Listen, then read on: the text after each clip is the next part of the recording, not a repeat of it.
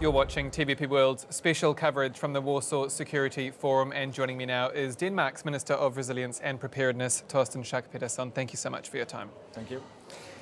Can I start with the recent events and incursions into Danish airspace? Was Denmark caught unprepared by these incursions?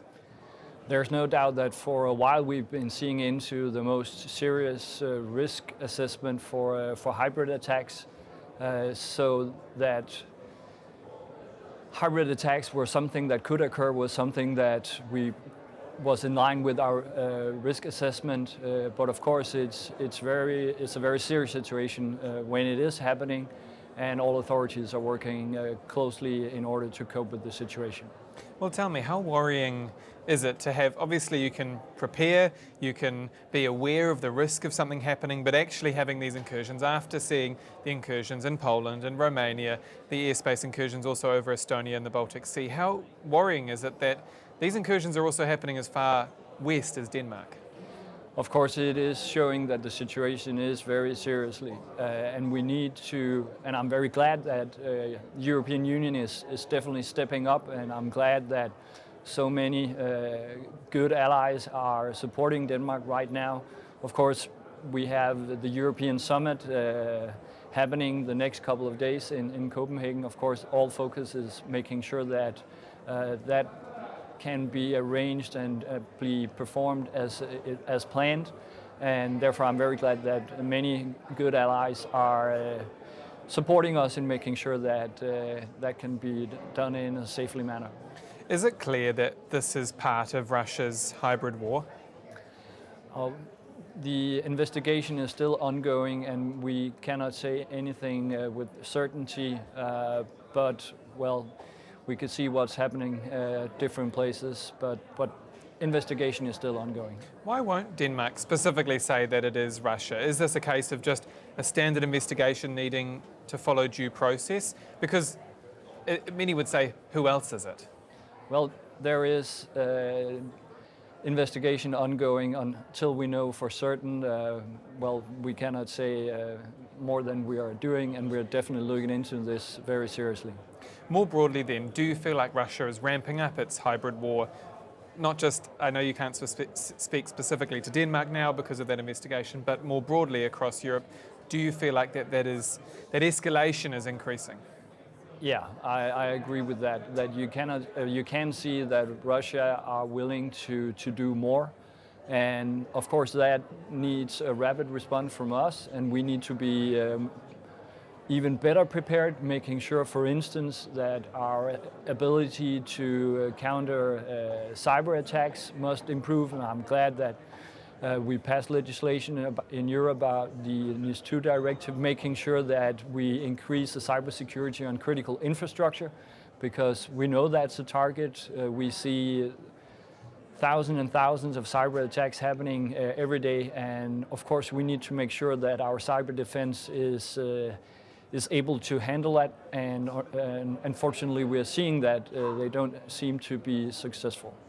Is Denmark ready for a conflict, and maybe not just militarily, but for this type of hybrid conflict? That is what we are increasingly preparing ourselves for, and that's one of the reasons why the Ministry of Resilience and Preparedness was established last year, because the change in the threat picture, of course, needs that we need as a country to be better prepared.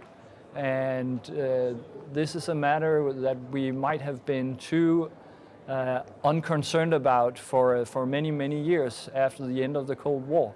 And of course, looking at the threat picture, looking at what's going on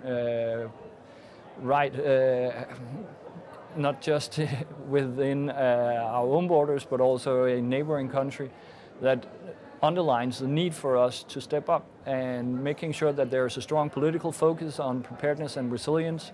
And that's the reason why the Ministry of Resilience and Preparedness has been established in Denmark, because we need to look at our civil protection, our protection of critical infrastructure in a more broader perspective, and in a matter that is in line with the current threat picture. So you're saying your ministry that was established last year, your job that was established last year, basically came about because of a sense of complacency up until that point to think, oh, we don't really need to prepare, or we don't need to build our resilience on the level that it now appears Europe does need to do.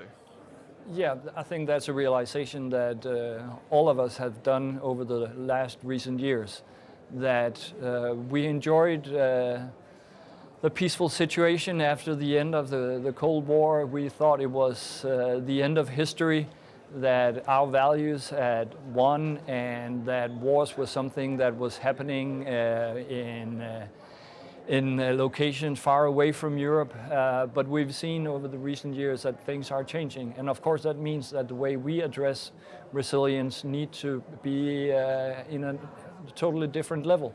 And that's why I'm glad that not only Denmark but all of Europe are stepping up, making sure that the threats that we are facing, that we are able to give answers to them, and that we all need to have a stronger focus on resilience and preparedness, critical infrastructure, cyber attacks, because we know that there are forces that are challenging our values, challenging our democracies, and of course if they are able to attack critical infrastructure, making everyday life being challenged in the European Union, well, that will make them achieve their goal.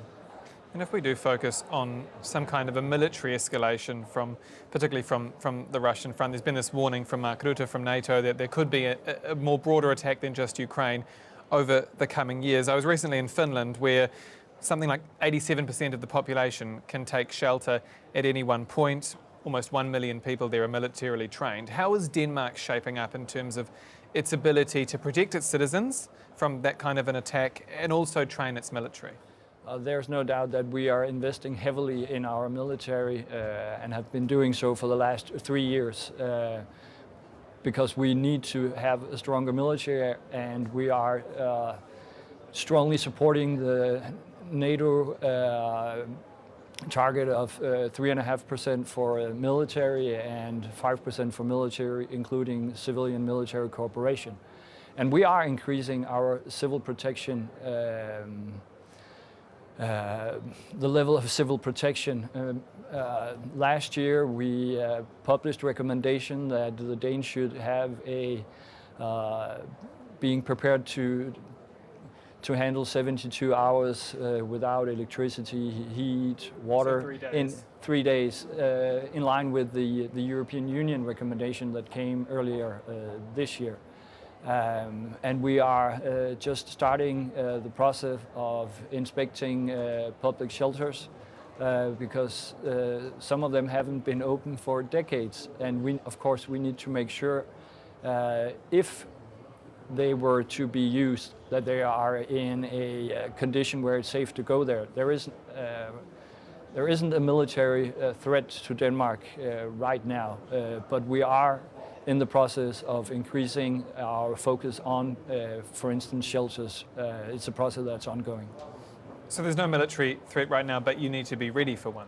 Exactly, and we are preparing for one. And the best way to do that is to make sure that we are a hard target, that threatening Denmark comes with a price. And deterrence is fundamental for NATO, it's fundamental for Denmark, and of course we are contributing to a strong deterrence from NATO.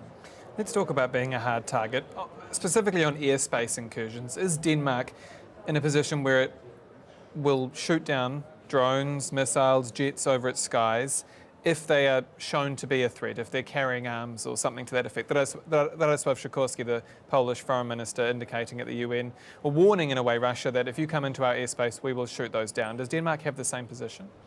The discussion we've had about the drones over Denmark the last week is that it will be a decision made by police if it's a civilian operation, if it's safe, and the same with the military. So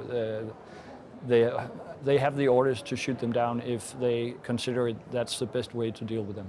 So there is that order that if on a case-by-case basis there is evidence to suggest arms or a threat, there is that order to say you have the power to shoot these down. Yes. I want to go to some comments you made earlier this year. Denmark faces most serious risk landscape since World War II. That was a headline based on your comments. I guess a lot of the discussion right now comes down to trust. Can citizens, in your view, across Europe, the eastern flank, but also Denmark, Germany, France, trust the EU, the NATO, the institutions that are around them to protect them?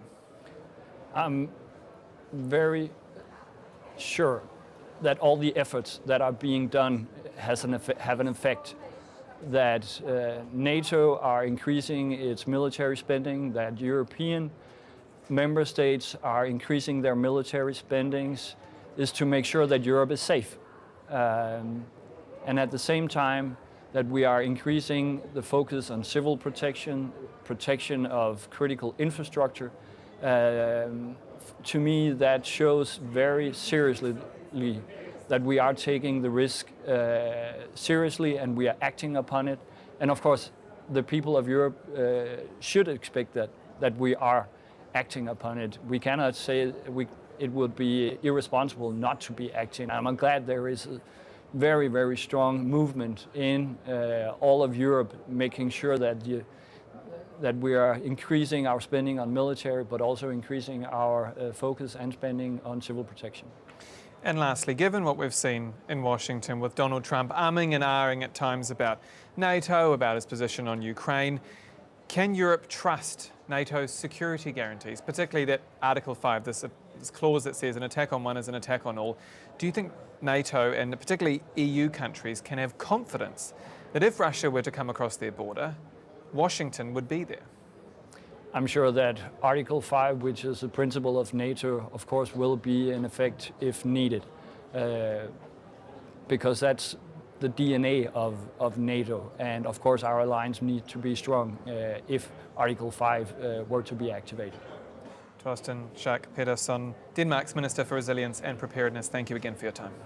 Welcome. And that's all for this exclusive interview here at the Warsaw Security Forum.